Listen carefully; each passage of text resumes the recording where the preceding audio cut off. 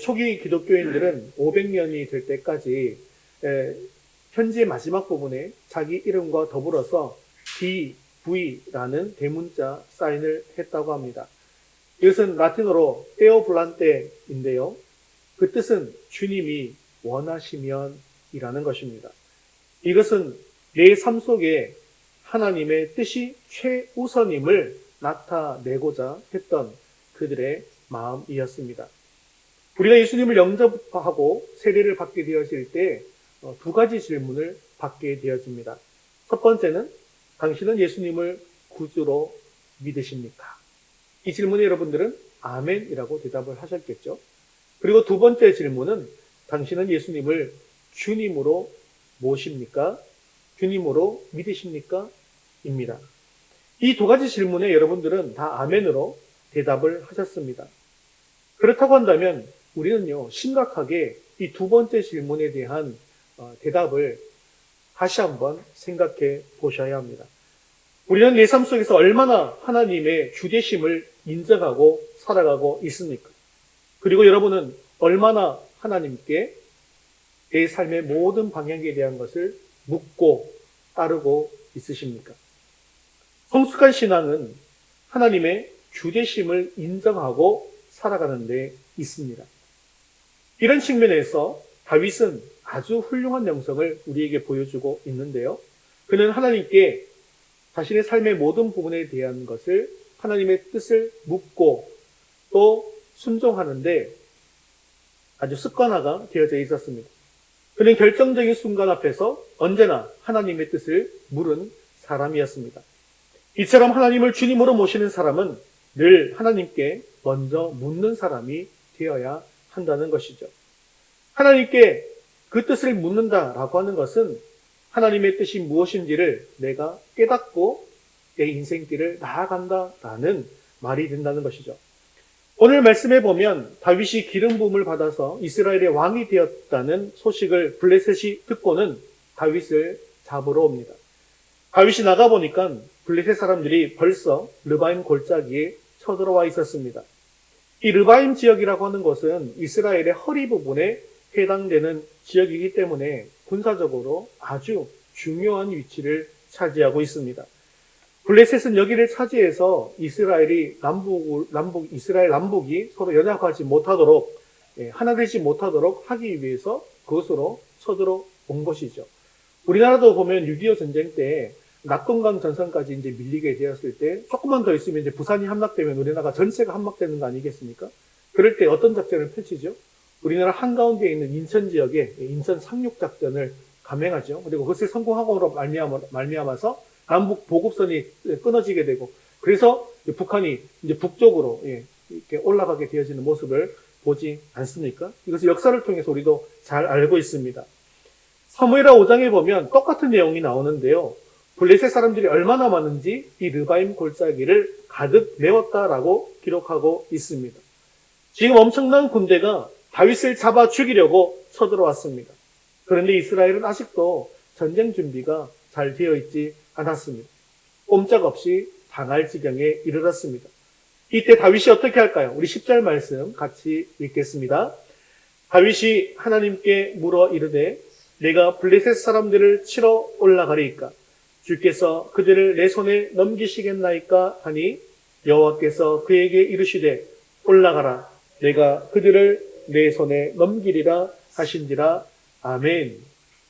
다윗은 이렇게 급박하고 어려운 블레셋과의 싸움 가운데에서 결코 자신의 지혜를 의지하지 않습니다. 참모들에게 조언을 구하지도 않습니다. 다른 강한 나라에게 도움을 요청하지도 않습니다. 그저 하나님께 묻습니다. 하나님, 블레셋과 싸우러 나가도 되겠습니까? 다윗이 하나님께 물으니까 하나님이 응답해 주십니다. 여호와께서 그에게 이르시되 올라가라. 내가 그들을 내 손에 넘기리라 하신지라. 여기 10절에 다윗이 하나님께 물어 이르되 라고 했는데요. 하나님께 묻는다는 것은 무엇을 한다는 뜻일까요? 하나님께 기도한다는 것입니다. 이처럼 우리가 모든 일을 처리할 때 하나님께 기도하고 그 일을 처리하면 하나님께서 크신 은혜와 응답을 주실 줄로 믿습니다. 오늘은 다윗의 기도하는 모습을 통해서 하나님의 주되심을 인정함으로 다윗과 같이 형통한 인생이 될 수 있기를 주님의 이름으로 축원합니다. 우리 첫 번째 같이 읽겠습니다. 어려움이 닥쳤을 때. 오늘 본문을 보면 다윗은 어려움이 닥쳤을 때 누구를 의지하고 있습니까? 네, 바로 하나님을 의지하고 있습니다. 다윗은 늘 하나님의 은혜를 받았고 이 은혜로 말미암아 어려움을 처할 때가 있었지만 낙심하지 않습니다. 그럴 때일수록 조용히 무릎을 꿇고 기도합니다. 그 사람의 본성은 평소에는 잘 모르지만 어려움이 닥쳤을 때 적나라하게 드러나게 되는 것이죠. 평상시에 신앙훈련을 잘 받은 사람은 어려움이 닥쳤을 때 진가가 드러나게 되는 것입니다. 어려움이 닥쳤을 때 내 행동과 내 삶의 방식은 어떠했는지를 한번 돌아보시기를 바랍니다. 그 문제를 해결해 보려고 나 혼자 아둥바둥하지 않고 하나님을 의지하고 하나님께 물으면서 기도하라는 것입니다. 성경을 보면 하나님과 동행한 사람들은 문제가 닥쳤을 때 늘 하나님께 기도합니다. 우리에게는 이러한 신앙이 있으십니까? 무슨 문제가 있다거나 어떤 일을 계획할 때 그것을 인간적인 방법으로 해결하려 해서는 안 됩니다. 그렇게 하면 한결같이 실패하고 말 것입니다. 왜냐하면요, 하나님께서는 하나님을 의지하지 않고 내 자신을 의지하는 것을 너무나도 싫어하시기 때문이죠. 그래서 어려운 문제와 계획일수록 걱정하거나 안 된다고 할 것이 아니라 기도를 시작하는 것이 굉장히 중요합니다. 하나님께 먼저 물어보는 것입니다. 그렇다면 하나님께서 하나님을 그 의지하는 그 믿음을 보시고 불가능한 일을 가능하도록 도와주실 것입니다. 우리 두 번째 같이 한번 읽어볼까요? 네, 두 번째 같이 읽겠습니다. 기도할 때 응답하십니다. 기도한 이후에 어떤 결과가 임했는지 11절과 12절 말씀을 같이 읽겠습니다. 이에 무리가 바알브라심으로 올라갔더니 다윗이 거기서 그들을 치고 다윗이 이르되 하나님이 물을 쪼겜같이 내 손으로 내 대적을 흩으셨다 하므로 그곳 이름을 바알브라심이라 부르니라. 블레셋 사람이 그들의 우상을 그곳에 버렸으므로 다윗이 명령하여 불에 사르니라. 아멘. 하나님께서 이 블레셋을 다윗의 손에 붙여주시자 그는 바로 승리할 수가 있었습니다. 이것이 바로 다윗과 함께 해주신 하나님의 놀라운 응답인 것이죠. 그래서 블레셋을 쳐서 이기고 난 뒤에 다윗이 어떤 고백을 하는지 보면요. 물을 쪼겜같이 내 손으로 내 대적을 흩으셨다라고 고백하고 있습니다. 물을 쪼겜같이 이 말은요. 홍수가 모든 것을 휩쓸어 버리는 것처럼 하나님께서 나의 손으로 나의 원수들을 휩쓸어 버리셨다라는 그런 뜻입니다. 다윗은 여기서 자신을 가로막던 내 대적을 흩으셨다라고 고백합니다. 이처럼 우리 각자에게는 우리 자신들을 막고 있는 대적들이 있습니다. 그 대적이 돈일 수도 있고 명예일 수도 있고 또한 육신의 병일 수도 있습니다. 이 대적을 물리치기 위해서 하나님께 기도하고 의지하기만 하면 우리 하나님께서는 그 대적들을 홍수로 모든 것을 쓸어버리듯이 그 대적들을 하나님의 능력으로 흩어버리실 줄 믿습니다. 다윗의 기도에는 이런 반드시 응답이 있었습니다. 우리들이 분명히 알아야 할 것은 우리가 기도하면 그 기도에는 반드시 응답이 있다는 확신을 가지셔야 한다는 것입니다. 기도 응답은 하나님의 약속입니다. 그러니 그 약속을 믿으십시오. 주님께서 하신 말씀을 믿으십시오. 마태복음 7장 7절과 8절에 그래서 주님께서 이렇게 말씀하십니다. 구하라 그리하면 너희에게 주실 것이요 찾으라 그리하면 찾아낼 것이요 문을 두드리라 그리하면 너희에게 열릴 것이니 구하는 이마다 받을 것이요 찾는 이는 찾아낼 것이요 두드리는 이에게는 열릴 것이니라. 아멘. 이 약속의 말씀을 믿고 기도하셔야 합니다. 이렇게 의심하지 않고 기도할 때 하나님께서는 최선의 것으로 응답해 주실 줄로 믿습니다. 이제 세 번째 같이 읽겠습니다. 그래도 물으십시오. 13절과 14절도 같이 읽겠습니다. 블레셋 사람들이 다시 골짜기를 침범한지라. 다윗이 또 하나님께 묻자온대. 한번 대적이 쳐들어왔다가 크게 패배하고 나면 다시는 안 올 것 같지만 실상 그렇지는 않죠. 포기하지 않고 또 쳐들어옵니다. 특히 마귀가 그렇습니다. 한번 물리쳤다고 여러분 방심하셔서는 안 된다는 것이죠. 마귀는 포기하지 않고 또 끈질기게 우리에게 도전해 오기 때문입니다. 사실 다윗은 이전 전투에서 대승을 했기 때문에요. 이번 전투에서는 그 자신의 경험과 능력을 믿고 그냥 자신이 싸울 수도 있었을 것입니다. 똑같은 상황이기 때문에 이미 하나님께서 이전에 대답해 주신 것이 있잖아요. 이제 나가서 싸우기만 하면 된다. 그 응답을 들었기 때문에 그대로 또 나가서 싸울 수도 있었을 것입니다. 하지만 다윗은 결코 그렇게 하지를 않습니다. 똑같은 상황이고 이전에 한번 승리했음에도 불구하고 교만해지지 않습니다. 이것이 바로 다윗의 위대함이죠. 똑같은 상황이지만 다시 한 번 더 또 하나님께 묻습니다. 이처럼 우리들도 끈질기게 하나님께 기도해야 합니다. 이렇게 기도하자 이번에도 어김없이 하나님께서는 응답해 주십니다. 그런데 이번에는요, 이전과는 다른 작전으로 블레셋을 치게 하는데요. 어떤 작전일까요? 우리 14절 하반절 말씀 같이 읽겠습니다. 하나님이 이르시되 마주 올라가지 말고 그들 뒤로 돌아 뽕나무 숲을 맞은편에서 그들을 기습하되. 그런데 이번에는 하나님의 응답이 조금 이상합니다. 1차전 전투에서는 올라가서 싸우라고 하시더니 이번 2차 전투에서는 마주 올라가지 말라고 말씀하시는 것이죠. 싸우는 상대도 동일합니다. 전투 상대도 동일합니다. 이전에 한번 크게 이겼던 상대입니다. 그런데 하나님은 마주 싸우지 말고 내복해라 라고 말씀하시는 것입니다. 다윗은 인간적으로 하나님의 이 응답이 이해되지 않을 수도 있었습니다. 하나님, 이미 저 블레셋은 우리가 크게 이겼지 않습니까? 이제 이 오합지졸들인데 가서 싸우면 이기지 않겠습니까? 라고 또 기도할 만도 하지 않습니까? 그럼에도 불구하고 다윗은 하나님께서 응답해 주신 대로 그대로 믿습니다. 마주 올라가서 싸우지 않습니다.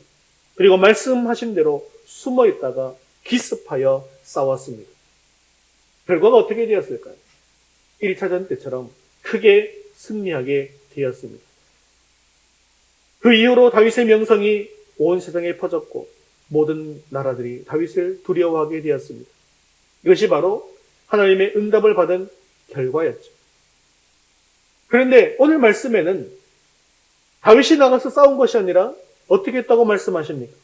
하나님께서 앞서 나가서 싸워주셨다. 왜 다윗이 먼저 나가서 싸우지 말라고 했는가? 내가 먼저 싸워줄 테니 기다려라 라고 하신 말씀이라는 것이죠. 사랑하는 성도 여러분, 지금과 예전의 상황이 동일하다 할지라도 이전에 한번 하나님의 기도 응답을 받았다 할지라도 우리는 그 상황마다 또 하나님께 묻는 기도를 해야 합니다.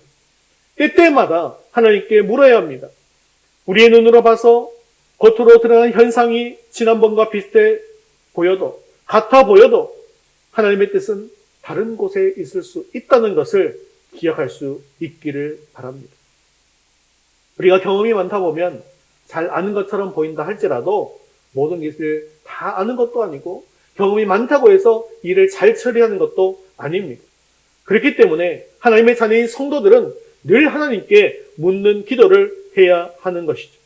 어떨 때는 하나님의 응답이 도무지 이해되지 않을 때가 있습니다.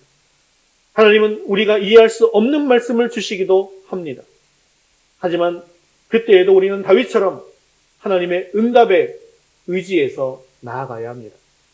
비록 하나님의 응답이 인간의 머리로 이해되지 않는다 할지라도 하나님이 응답하신 것이기 때문에 그 말씀대로 믿고 나아가면 은혜가 되고 열매가 맺히고 결국 승리하게 된다는 것입니다.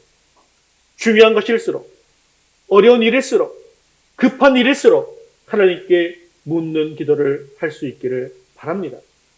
그런데 문제는요, 우리가 급하고 어려울수록 하나님께 묻는 것을 잊어버린다는 거죠. 그리고는 내 자신의 경험과 의지를 가지고 결정할 때가 있습니다. 또는 하나님 말고 더 다른 강한 존재를 의지할 때가 많습니다. 하지만 이것이 위험한 것이죠. 성도는요, 아무리 급하고 어려운 일이 있다고 할지라도 하나님께 먼저 묻는 기도를 해야 합니다. 다윗과 사울의 차이가 바로 여기에 있었습니다. 사울도 블레셋과 똑같이 싸웠거든요. 사울은 블레셋과 싸울 때 너무나도 두렵고 급한 나머지 하나님께 묻지 않았습니다. 오히려 변장을 하고 신접한 여인을 찾아가서 도움을 청했습니다. 이것이 사울이 죽는 직접적인 원인이 된 범죄였습니다. 역대상 10장 13절 14절에 이렇게 말씀하고 있는데요.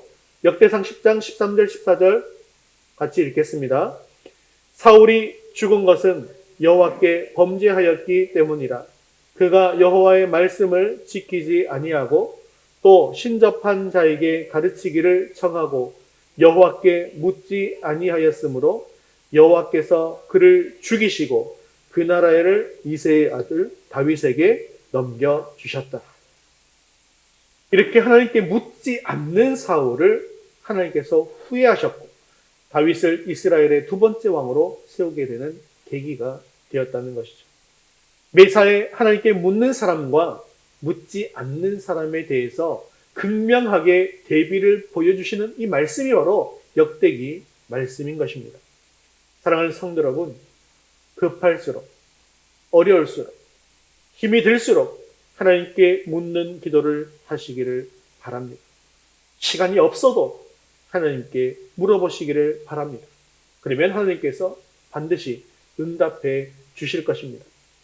다윗은 블레셋이 이미 쳐들어와서 너무나도 급한 상황이지만 하나님께 묻는 기도를 했습니다. 하나님께서 응답해 주시는 작전대로 나아가 싸움으로 블레셋을 물리쳤습니다. 우리들도 다윗과 같은 믿음으로 승리할 수 있게 되어지기를 주님의 이름으로 축원합니다. 말씀을 맺겠습니다. 신명기 1장 30절에서 모세는 이스라엘 백성들에게 다음과 같이 과거를 회상하면서 말씀하고 있는데 신명기 1장 30절 말씀 같이 읽겠습니다. 너희보다 먼저 가시는 너희의 하나님 여호와께서 애굽에서 너희를 위하여 너희 목전에서 모든 일을 행하신 것 같이 이제도 너희를 위하여 싸우실 것이며 아멘. 우리 인생길에서 내 생각과 내 뜻대로 살다가 실패와 좌절감이 우리를 가로막을 때가 너무나도 많이 있습니다. 하지만 하나님께서 우리보다 앞서 가실 때, 즉 하나님의 주되심을 인정하고 항상 하나님께 물어보고 하나님의 그 말씀에 순종할 때에는 하나님께서 우리의 길을 형통하게 인도해 주십니다.